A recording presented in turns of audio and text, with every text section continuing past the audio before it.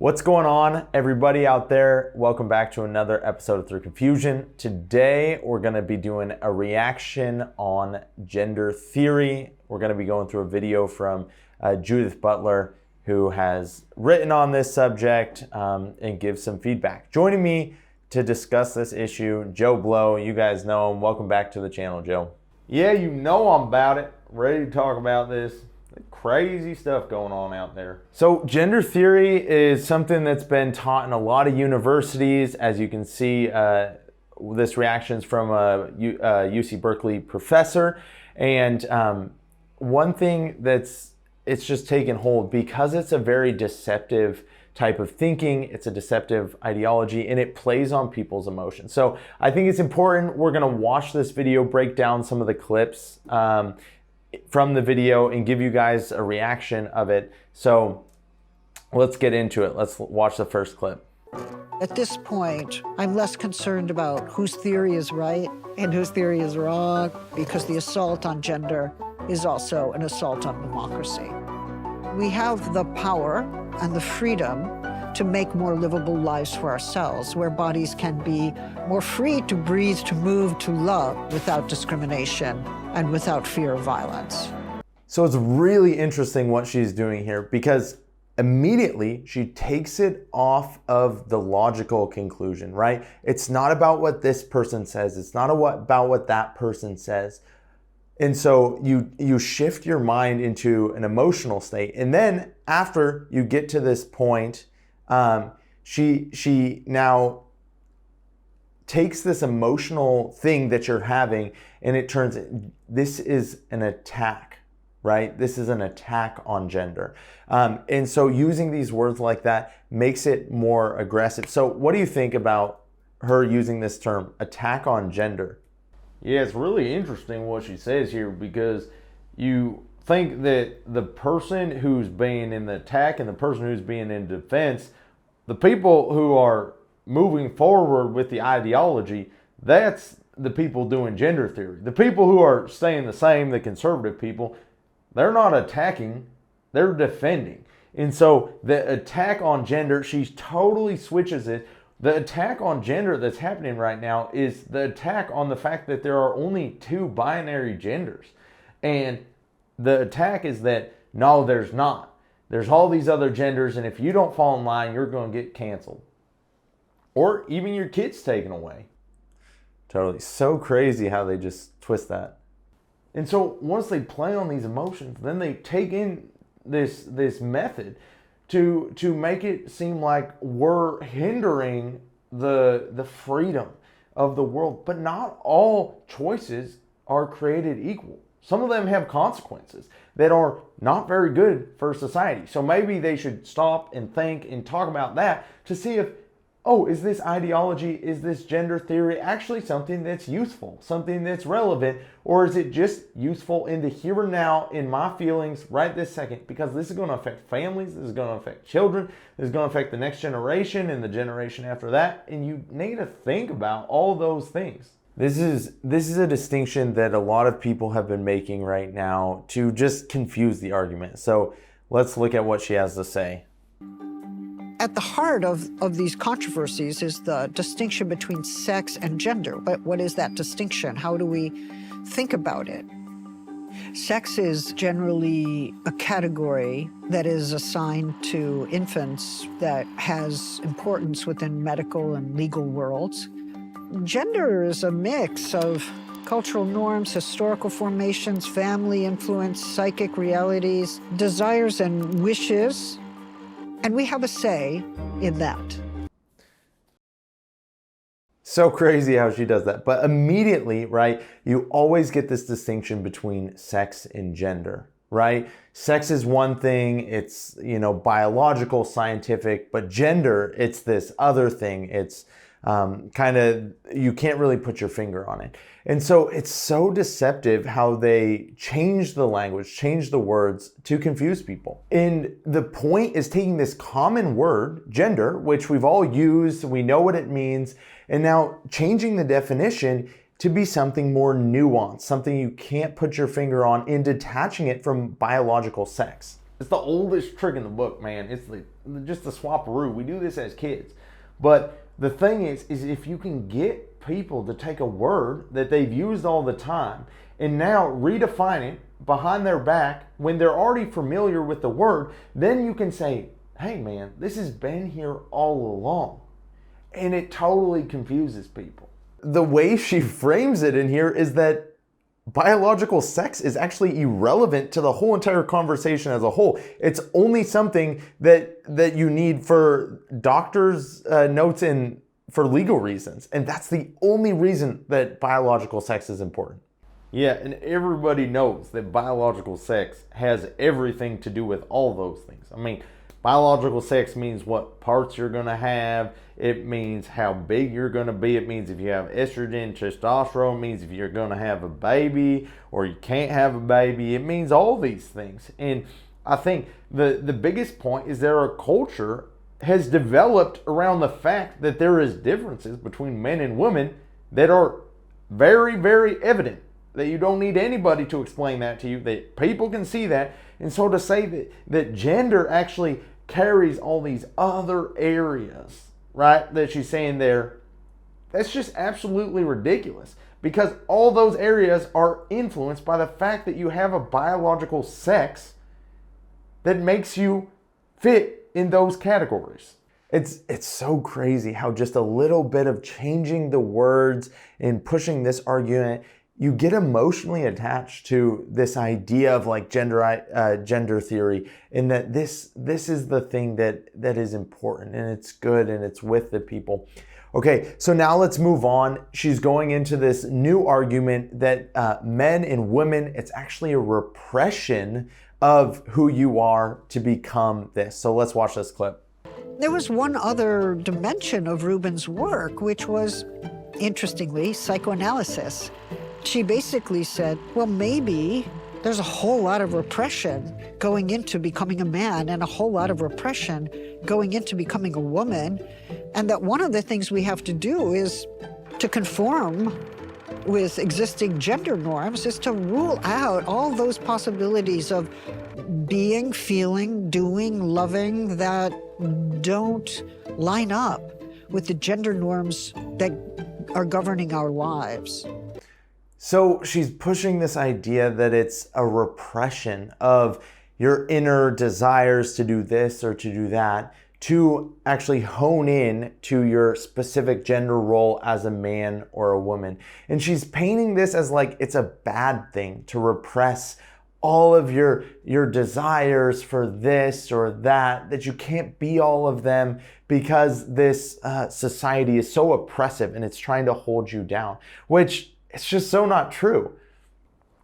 Well, honestly, I can kind of agree. I mean, like the oppressive system of the NFL in the United States to only allow athletic people, like, I mean, they need to listen to this a little bit. Like, I can be who I want to be. I identify as fast and fit and all those things. And honestly, I think it's oppressive that you have to be athletic to play professional sports. That's just a whole bunch of bogus, right? You can't just do that. There's limitations on all of us that are keeping us from doing this or doing that. I think like people just so clearly just want to decide for themselves.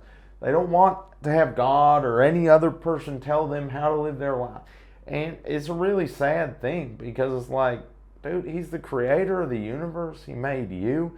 Like, he knows. He knows what you're going through. He knows how you feel.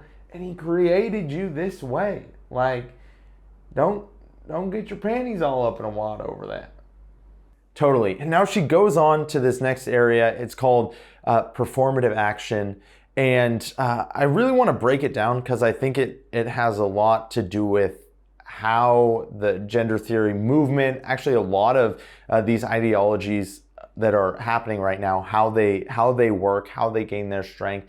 But I think it has a spiritual component that we all need to see. Performance is important to the extent that we do enact who we are. And anybody in performance studies actually knows that there are performances that we do in our lives that are not mere performance, they're not fake, When performative was first coined as a word, the philosopher J.L. Austin was trying to understand legal utterances. So when a judge says, "I declare you man and wife," you become man and wife once that declaration has happened. That's not fake. That happened. Now, what if we were to say that in enacting our lives as a particular gender, we are actually realizing that gender anew. We are making something real happen. When gay and lesbian people started coming out, or when trans people started living openly, something changed in the world. By appearing, speaking, acting in certain ways, reality changed. And it has changed. We are seeing the changing of terms. We no longer speak about family, woman, man, desire, sex in the same way. Even the Cambridge Dictionary acknowledges that something has changed. Okay, so when we talk about performative, we're talking about an act that makes something come into being, or an act that has real consequences. We're talking about the changing of reality. We're talking about the changing of reality. It's so crazy what she's saying here, but she's saying that these things, they're doing this thing called performative action, right? If you speak something into being, if you start acting on a belief system, then it becomes a reality, which is, it's very interesting how they're doing it, because she's saying it's changing the way we view the world. It's changing all these things, and words actually have power, right? That's exactly what the Bible teaches. In the beginning, God spoke the world into existence. Words have power. James tells us that the tongue is of the most important members, right? It has the ability to steer the whole ship. So words and actions are something that's so powerful. But I think on the other side, what she's missing, she's saying we're creating a new reality. But what she's missing is that there's real consequences, and there is a real reality, a real natural order that God's created, and everything has to abide by that natural order. You can't just make up a new rule. And so lies have power. But the problem is they're lies. They're not true.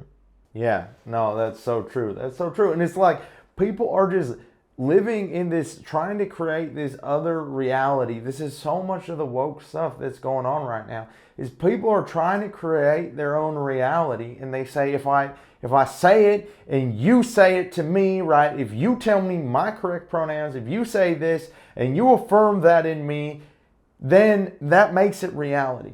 When it's like, no, one, it's not reality. Two, you're still going to face the consequences. And we're sitting on this system that we've lived, like we live in a Western world, and we take for granted the fact that we had a Christian foundation for a lot of the things that we believe, the way our culture has developed. And now we're trying to pull out the stones of that foundation while we sit on the roof. And I think, man, the house is going to collapse. It's all going to come down, because when things start having their consequences, when they go their natural course, whether you say it's reality or not, like I can say I'm a millionaire. That doesn't change the fact that I'm broke as a joke, right? And so, man, if you just say that, doesn't mean it's true. All right, let's move into this last clip. When we live in a democracy, we assume that we're living according to certain principles: equality, freedom, justice. And yet we're constantly learning what freedom is and what equality is and what justice can be. And those challenges, right, the anti-slavery movement, the suffrage movement, the movement for LGBTQIA+ rights, I mean, each of those struggles involve challenging people's existing ideas of who's equal, who has the right to be free, and how do we define justice? Okay, and this last thing, I think it's really interesting, because now she's talking about the political aspect of it and how we operate as a society. So she's saying we operate with these ideas of equality, of justice, of freedom, but how we define those things is something that's changing.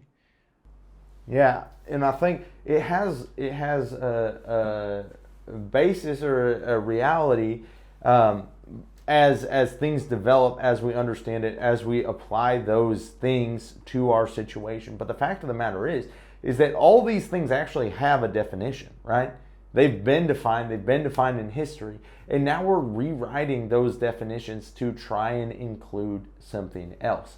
And I think one of the most important things, though, when somebody brings up a new ideology or there's a new social movement and it's moving forward and people are getting on board, that doesn't mean that it's right. Just because it claims social justice, just because it claims these things.